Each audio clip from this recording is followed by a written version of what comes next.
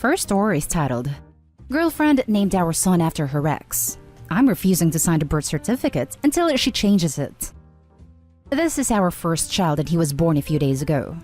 We've been together for 4 years and he wasn't really planned, as I don't believe we're in a stable enough position to have children. She was supposedly on a pill, as neither of us like the feel of condoms, but that's another story. She dated a guy for about 8 years and he was her first boyfriend. The story is that they drifted apart and he ended it, but she was still in love with him. We met a few months later and we were friends before we started dating. I got the impression that she was never really over him at the start of the relationship, but it seemed she moved on after the years. And when he moved back to our city 2 years ago, she didn't seem fazed. We met him twice and there didn't seem to be anything weird going on, so I assumed she was completely over him. When we discovered she was pregnant, it was her decision to keep it. I said we weren't ready for children yet, as we weren't married and didn't own a place yet, but she was adamant on keeping it.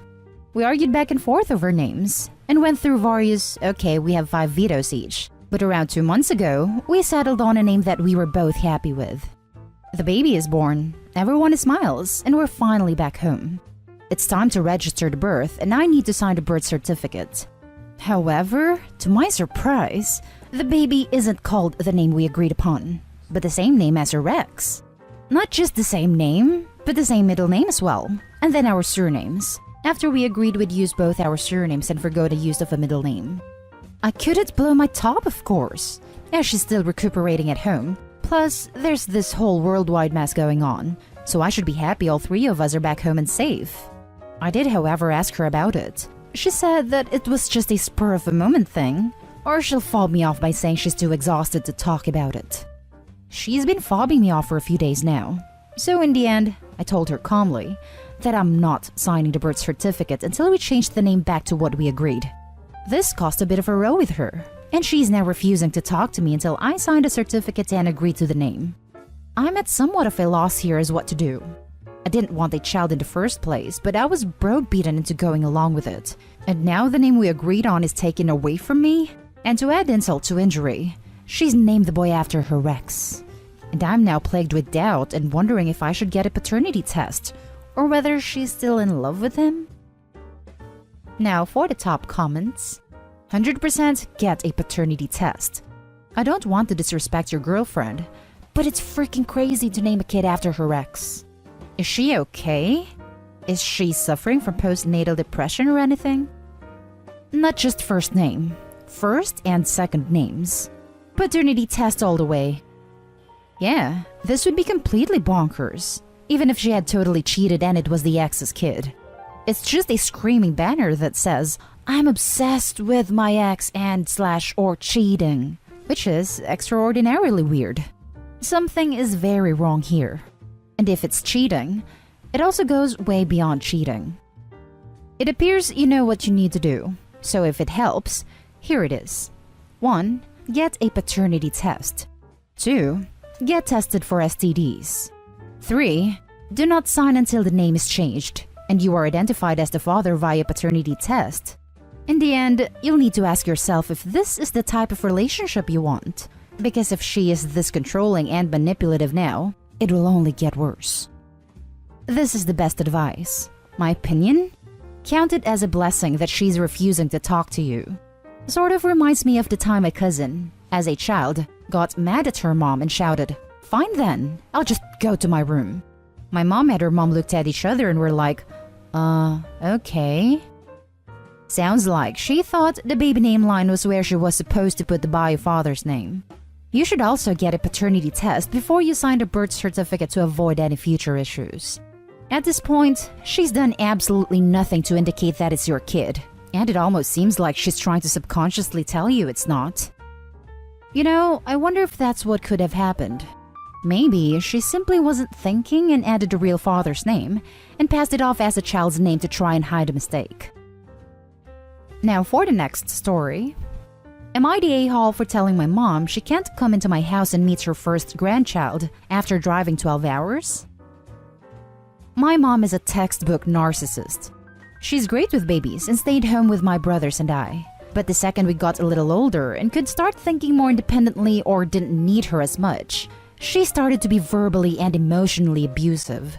She's extremely insecure, mean, bitter, and has tried to break my spirit my entire life. I'm sure she loves us, but her mom was even worse than she was. So she only knows how to be insecure and spiteful. And I'm at a point in my life where I've accepted we will never have a relationship, and she will never be able to give me what I need. She moved 12 hours away once my parents divorced, and we see her maybe 1 to 3 times a year, usually because there's some type of wedding or graduation, but hardly just because or just to spend time. She now has a new boyfriend who is the ultimate family man, super into his children and grandchildren. So now my mom is trying to paint this "I'm a great mom and my children and I have the best relationship" picture to him and all her Facebook friends. Well, I just gave birth to a beautiful baby boy, and we've set rules due to COVID. My mom never offered to come help me, and I refuse to have anyone who doesn't make me feel comfortable or will help me sitting at my house for hours while I try to bond with my new baby, learn to breastfeed, and recover from postpartum. I set these expectations with my mom, and she kept hinting that she wanted to drive up for 24 hours just to see the baby right after she's born, and then leave and come back in a few weeks. I told her no, and if she did, she will not be let into my house. Just wanted to add, of course, she wanted to come see the baby and not help me at all. She just wants her picture and to tell her friends and boyfriend she was there when the baby was born. Anyway, a week postpartum, she showed up at my house wanting to come in and see the baby. Could have been hormones or just me being fed up with her or both, but I refused to let her in my house and told her she needs to respect my boundaries and can't just walk all over me, and I didn't let her in. I want to do everything different for my baby and be a better mom to him than I had, and I felt like this was the first time I've ever stood up to her. My family supports my decision, but of course, this just started another war with my narcissistic mother. So, am I the a-hole? Now, for the top comments. Not the a-hole. Your house, your baby, your rules. Your mother just wants to make her Facebook friends believe she is a supportive grandmother. True that. She is the definition of a Facebook mom. Not the a-hole. She refused to accept your plainly stated boundaries and thought she could manipulate you if she turned up in person. She was abusive growing up and only has an interest now because you serve a purpose in that she can use you and your child to look good. She has no place in your life and will only bring stress and toxicity. Thank you. Not the a-hole. Play stupid games, win stupid prizes. She lost. I'm going to use that. Thank you, haha. The next story is titled, Am I the a-hole for not being there for my daughter's birth for the sake of my mental health? I, 38 male, have bipolar disorder. I was officially diagnosed when I was 34 after years of denial and ineffective coping. A year later, I got on medication and my wife, 40 female, and I got married. However, a year after that, I realized that while my meds moderated the highs and lows, I felt that my job required a lot of creativity, and the meds were stifling that part of me. Around the time my wife got pregnant with our first daughter, it was her first pregnancy at 38 and was a stressful one. She gained an alarming amount of weight, and she'd yelled at me when I said she was at risk for getting gestational diabetes, even though I merely paraphrased the doctor's words. It turned out to be a 20-hour labor, and when my wife said forceps were her worst fear, a nurse yelled at her. After seeing what they were doing with the forceps, I got lightheaded and threw up and needed to lay down. That birth experience caused me to barely be able to eat or take my meds. 2 years later, my wife got pregnant again. The stress of her going on maternity leave caused my emotions to go haywire. My wife tried to comfort me, but when I look at her, I don't see the girl I fell in love with, and I couldn't look at her the same anymore. This month, she suggested a vacation with her to our cabin up north. I drove up first, but her mom called and said she didn't feel well enough to travel. After the ensuing fight, I texted my therapist and she said to take some time for myself. So, I have been at our cabin for a little more than a week.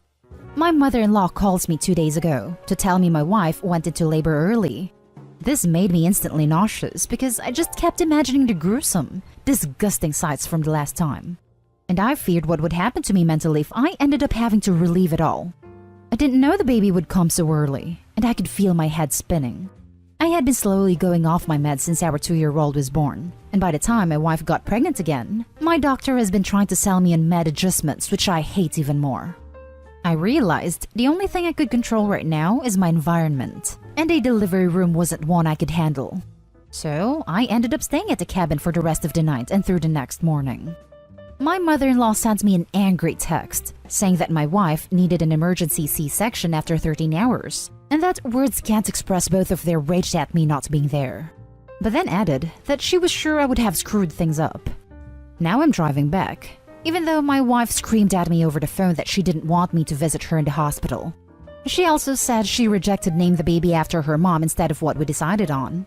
Am I the a-hole when even my mother-in-law admitted I would have been no help and might have actually passed out this time around? Now for the top comments. You're the a-hole. You let this entire pregnancy go by without coming up with a plan for the birth? You should have been working on coping mechanisms or a plan for someone else to support her. Instead, you ghosted her. Edit. And holy hell, I forgot to mention the comments about her gaining weight, her maternity leave stressing you out, and her not being the girl you fell in love with anymore because she got pregnant. What a horrible way to treat your partner. Not only that, he didn't realize the baby would come that early. How could anyone be that ignorant? You made a choice not to support your wife through a very traumatic experience and missed the birth of your daughter. You're the a-hole. I've never been in the room during a birth, but can't he just focus on her face or something? Why was he even looking at the forceps if it bothers him so much? When my future wife, fingers crossed, single right now, is pregnant, fingers crossed, my plan was to hold her hand and look at her face. That way I'm being supportive and don't have to say anything too medical-ish. You're the a-hole.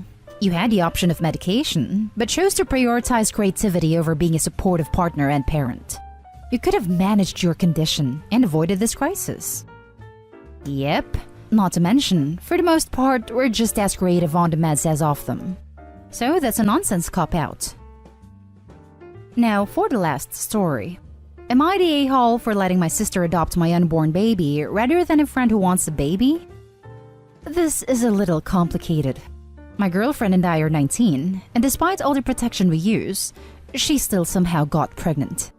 My older sister, 34, practically raised me. Our parents were absent most of her childhood and all of mine. Our older brother looked after us. Anyway, I literally call her mom. We're that close. She calls me her firstborn. She's got 3 legal sons, all adopted. They're basically my younger brothers and I love them to death. So, naturally I called her when we found out about the pregnancy. She calmed us down and explained our options. We knew we did not want to be parents, but my girlfriend said she didn't really want a termination, but didn't want another child to go into the system. Anyway, scheduled an appointment to get the baby vamoosed when my sister called again. She said she would adopt our baby if we really didn't want to go through with the termination. Yada yada, that was 3 months ago.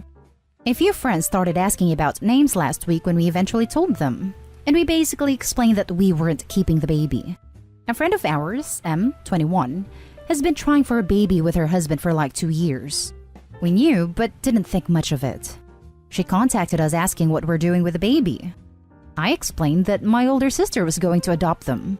I guess she found my sister through my Instagram or something, and angrily messaged us that she already has 3 kids, and we should think about mothers who can't have children and want one. At this point, we realized what the issue was, and I explained that her children were adopted and she hasn't had them as babies, and we want to keep baby in the family. She didn't reply, but one of her and my girlfriend's mutual friend messaged me asking if I'd reconsider. I told her no, this baby was going to my sister. Em messaged me, again, and basically said it was so hard to find a white baby, and practically begging to reconsider. I'm biracial, white passing. My sister is not. I got angry and told her I didn't want some white girl stripping another child of their culture, then sent her on her way. It's divided our friends. Some think that she was racist, and some think she's just desperate for a baby. My sister says we can do what we want with the baby, but her home is always open. I think the baby should still go to my sister, but my girlfriend was really affected by Em's words and is concerned that we could be giving a young woman what she desperately wants. We have months to decide, but I'm torn. Am I the a-hole? Now for the top comments. Not the a-hole. M is for this. M messaged me, again, and basically said it was so hard to find a white baby, and practically begging to reconsider. I'm biracial, white passing. My sister is not. You and your girlfriend should do what's best for the baby. No pity or guilt. What is objectively best for the child?